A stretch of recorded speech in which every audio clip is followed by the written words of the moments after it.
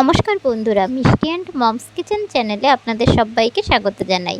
আজকে আমি বানাচ্ছি গলদা চিংড়ি দিয়ে তেল পটল। তার জন্য পটলগুলোকে দেখতেই পাচ্ছেন একটু ছাড়িয়ে নিয়েছি, নিয়ে ঠিক এইভাবে একটু মুখগুলোকে চিড়ে নেওয়া হলো ছুরির সাহায্যে। আর এবারে লবণ, হলুদ, লঙ্কার গুঁড়ো দিয়ে পটলগুলোকে মাখিয়ে নিতে হবে।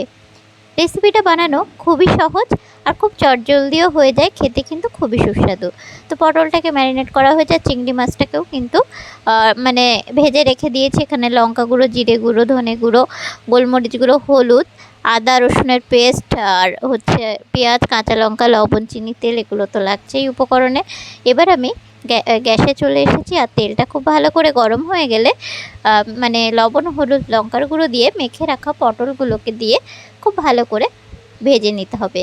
পটলটা ভাজতে একটু সময় লাগবে, তার জন্য মিডিয়াম টু লো ফ্লেমে একটু সময় ধরে পটলটাকে ভেজে নেব। আর যেহেতু পটলটা যাতে ভেতরটাও সুন্দরভাবে ভাজা হয়ে যায়, তার জন্য গ্যাসটাকে একটু লোতে দিয়ে আমি এটা ঢাকা দিয়ে রাখলাম।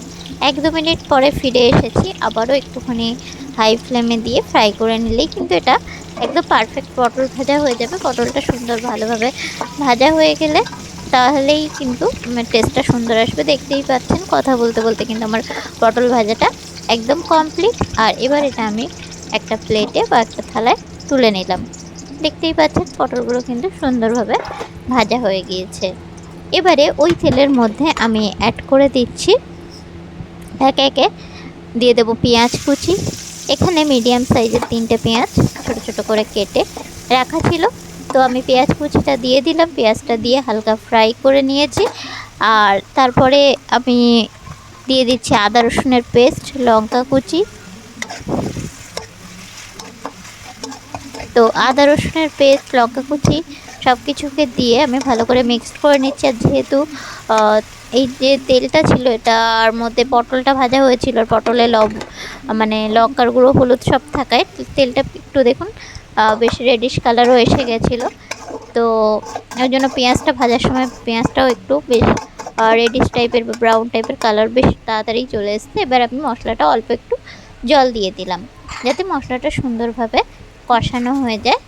আর আমরা ততক্ষণ পর্যন্ত এটাকে সুন্দর করে কষিয়ে নেব যতক্ষণ না ভালো করে তেলটা মশলা থেকে তেল ছেড়ে বেরিয়ে আসে। তার জন্য আমি 1 মিনিট লো ফ্লেমে এটাকে ঢাকা দিয়ে রেখেছিলাম। আর দেখুন একদম তেল ছেড়ে বেরিয়ে এসছে, সুতরাং বুঝতেই পারছেন মশলাটা পারফেক্ট কষানো হয়ে গেছে। এই পর্যায়ে ভেজে রাখা গলদা চিংড়িগুলোকে আমি মিক্সড করে দিলাম। তবে বাজারে আজকে আমি একই সাইজের গলদা চিংড়ি পাইনি, একটু নানা রকম ছোট বড় সব রকমই আছে সাইজের। তো আপনারা পারলে একই রকম সাইজেরও দিতে পারেন বা এভাবেও অ্যাড করতে পারেন, তাতে কোনো টেস্টের হেরফের তো অবভিয়াসলি হবে না। আর ভেজে রাখা পটলগুলোকে দিয়েও মশলার সাথে চিংড়ি পটল দিয়ে সব কিছুকে সুন্দরভাবে কষিয়ে নিয়েছি। এবার একটু আমি উষ্ণ জল অ্যাড করে দিলাম, আর সাথে সাথেই দেখুন ফুটে গিয়েছে।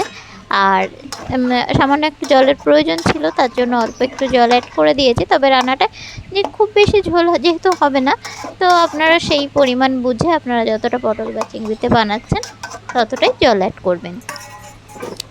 আর এটা অবশ্যই বাড়িতে একবার বানিয়ে দেখবেন, গরম গরম ভাতে কিন্তু জাস্ট জমে যাবে। আর আমাদের গ্রামের দিকে সমস্যা কি বলুন তো, এই যখন তখন কারেন্ট চলে যায়। এটাকে ভালো জল দিয়ে ফুটে উঠে কিন্তু 5 মিনিট লো ফ্লেমে ঢাকা দিয়ে রেখেছিলাম। 5 মিনিট পরে ফিরে এসেছি। এবারে আমি দিয়ে দিলাম একটু চিনি, আর একটু লবণটা কম ছিল তার জন্য একটু লবণও অ্যাড করে দিলাম, আর দিয়ে দিচ্ছি গরম মশলা গুঁড়ো। তো সব কিছুকে দিয়ে হালকা হাতে মিক্সড করে নিচ্ছি। আর বললাম না যে কারেন্টটা চলে গেছিলো বারবার, তার জন্য কিন্তু আমাকে এই টর্চ ধরে ধরে আপনাদেরকে ভিডিওটা শেয়ার করতে হচ্ছে। তো যাই হোক, এটাও একটা অভিজ্ঞতা। আর আমাদের গ্রামের দিকে কারণে অকারণেই লোডশেডিং হয়ে যায়। আপনাদের ওখানে কেমন ইলেকট্রিসিটি সেটা কিন্তু জানাতে ভুলবেন না। যাই হোক, গরম মশলা বা লবণ চিনিটা দেওয়ার পরে আমি 1 মিনিট ঢাকা দিয়ে রেখে তারপরে কিন্তু আমি গ্যাসটাকে অফ করে দিয়েছি। আর এবার আমি একটা সার্ভিং প্লেটে এটাকে সার্ভ করে দিয়েছি। আপনাদের আগেই বলেছি গরম গরম ভাতের সাথে এটা তো অসাধারণ লাগে খেতে। তাছাড়া আপনারা রুটির সাথেও চাইলে এটা খেতে পারেন। যারা রুটির সাথে এই ধরনের তরকারি খেতে পছন্দ করে তারা খেতে পারেন, নাহলে নর্মালি ভাতের সাথে খুব ভালো লাগবে। আর আমার চ্যানেলে নতুন বন্ধু হলে চ্যানেলটিকে প্লিজ সাবস্ক্রাইব করে নেবেন, লাইক কমেন্ট শেয়ার করতে ভুলবেন না। আর ভালো থাকবেন, সুস্থ থাকবেন, আবার দেখা হবে নতুন নতুন ভালো ভালো আরও রেসিপি নিয়ে।